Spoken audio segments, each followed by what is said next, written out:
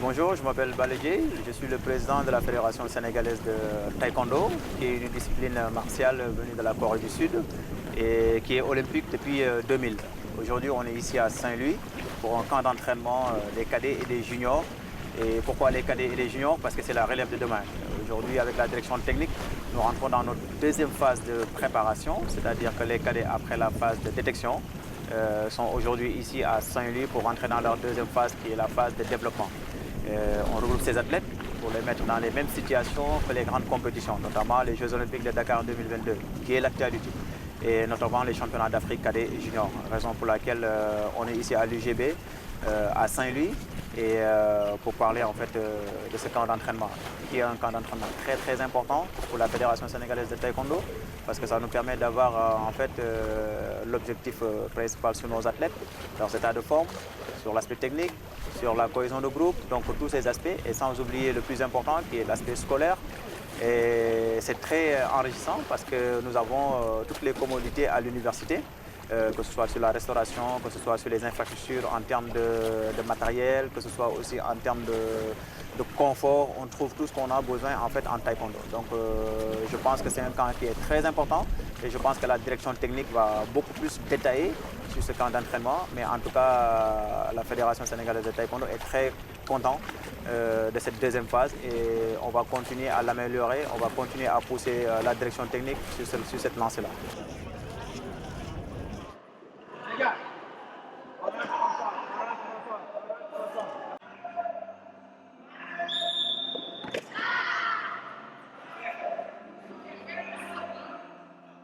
J'habite à Bargny, je suis en deuxième cup, ceinture rouge inférieure.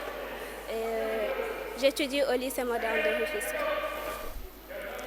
Ce qui me plaît le plus, c'est l'environnement qu'il y a, le fait de nouer des liens avec les gens, surtout avec les adversaires que j'avais durant les anciennes compétitions. Ça m'a permis de les découvrir, de savoir qu'en fait ce ne sont pas des gens méchants.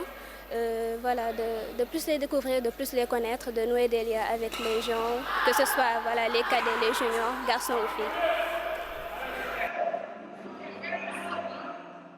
Mais en ce qui concerne les juniors, on se prépare plus pour les championnats, pour les Jeux africains.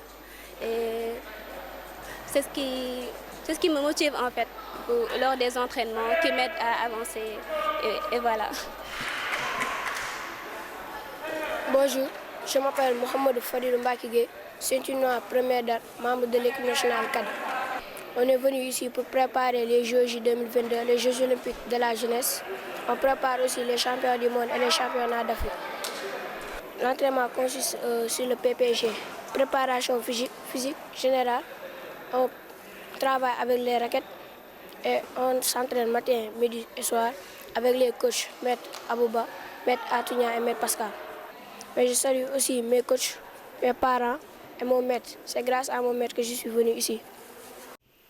Parce qu'on est là pour une semaine. On va rentrer bientôt pour le 2. Mais il faut un programme bien défini. On va suivre étape par étape. D'accord? Il y a peut-être des blessures, mais il faut que nous sachions que l'équipe aussi est Ken aussi gagne le par exprès. D'accord? Ku gagne le rek nekkul loo xam ne day yomb waxoon nañ la ko la dernière fois bu ñu doon ñëw newoon nañ ne on n'est pas venu ici pour faire le tourisme entraînement bi c'est typiquement niveau international entraînement tëdd nelaw entraînement tëdd nelaw la ñuy def un bon combattant doit toujours aller au-delà de ses capacités te loolu la ñu soxla d'accord on travaille votre vitesse votre force d'accord votre endurance plus muy dem nag plus muy gën a métti léegi nag plus muy dem ñi nga xamante ne nii moom mëntuñu il ne tient pas dañu commencé reculer dañu commencé bàyyi donc nekkul lu yomb te bu leen foog ne gars yi entraîné wuñu dans leur club ils s'entraînent et le meilleur laa bëgg a génnee pour wax ne man maa nekk le meilleur donc quand on vous donne un exercice à faire il faut le faire correctement et quand on vous corrige ngeen jéem a def correction boobu ñu leen jox. liggéey ñàkk jariñu leen fi bàyyi yéen la di entraîner ba pare lépp lu ñu leen wax lii baaxul moo bàyyi leen ko lii moo baax liggéey leen loolu su compétition bi jotee nga wane li nga xamante ne tey moom nga différencier ak beneen combattant bi mooy tax nga gagné ko donc nañ gën a continuer encore ñu liggéey waaw di leen souhaiter yéen ñëpp bonne chance pour le restant da ngeen jëf. Lewto laale daga banu dana berere nu nyambila ay dama finko dul yaakaar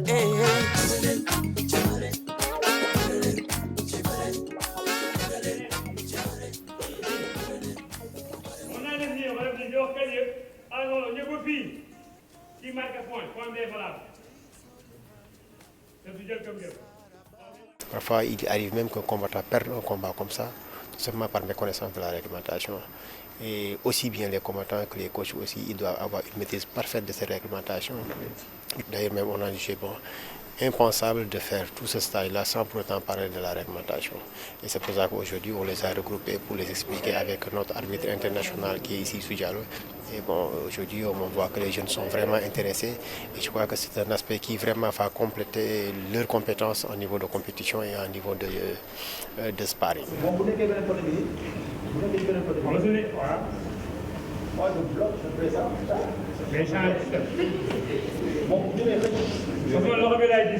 Ici, durant tous ces 7 jours-là, ils ont 3 séances par jour. Ce qui veut dire qu'ils sont en train de faire vraiment le volume de 2 mois environ pendant ces 7 jours-là.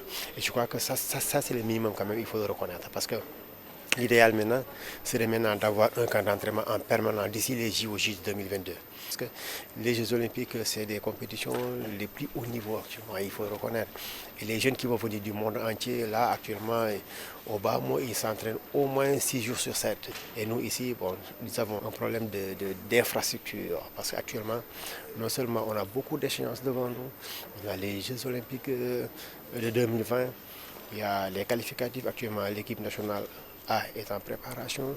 Les compétitions de Boumsé qui sont là, nous avons actuellement 5 équipes nationales au niveau du taekwondo qui sont en train de tourner et que nous n'avons qu'une seule salle d'entraînement. Vous voyez ce que ça fait?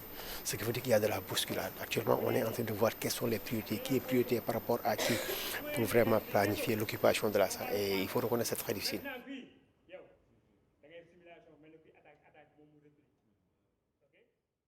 Le Sénégal fait partie des pays les plus en vue en taekwondo. On peut valablement prétendre avoir un bon niveau pour challenger avec eux. Mais ce qu'il faut surtout passer, c'est les infrastructures pour la préparation. Et je crois que là aussi, c'est aussi important que vraiment l'organisation même de ces équipes-là. Un lieu d'entraînement qui peut prendre une centaine de personnes sans qu'il y ait de la bousculade, de la piscine, des salles de musculation, vraiment.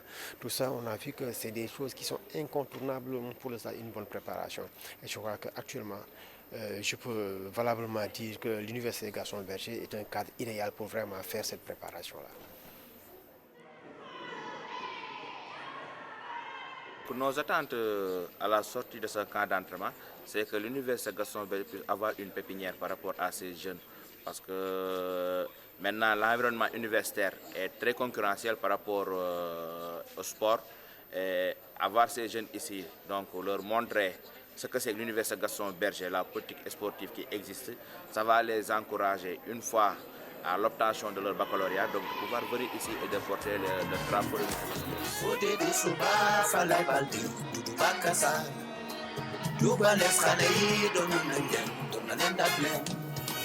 lamba day boole nit ñi waru leen taxane daanu bu seetawoo ci lamba bëri sunu aada la